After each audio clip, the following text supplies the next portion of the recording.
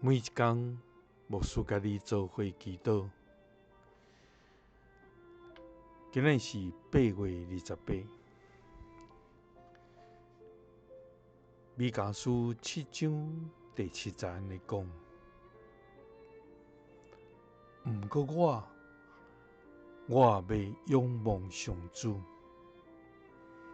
听候上帝，我的救主。我的上帝会听我的祈祷。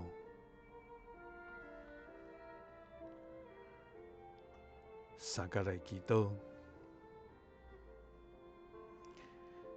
听阮祈祷的天父，阮感谢你，主啊！你是用诚实款待阮，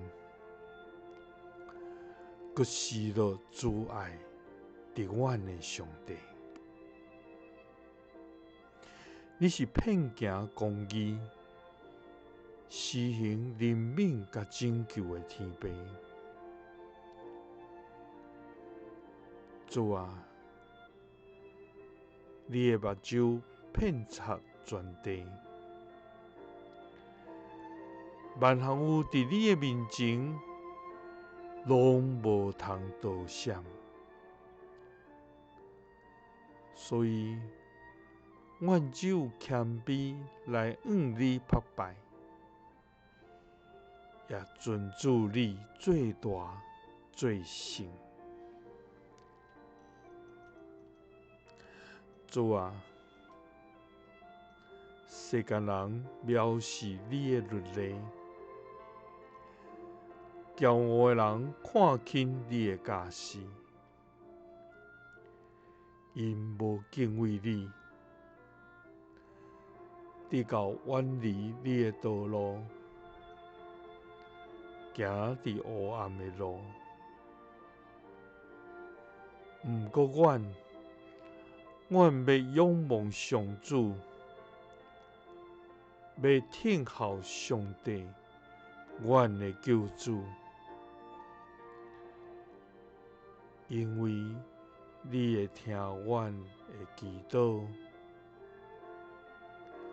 互阮行伫你所欢喜的路。祈祷是奉主耶稣基督的圣名。阿们。感谢主，伊是听咱祈祷的主。咱若每一天专心来仰望伊，听候伊，就伊要指示咱所应该行的路，使咱平安。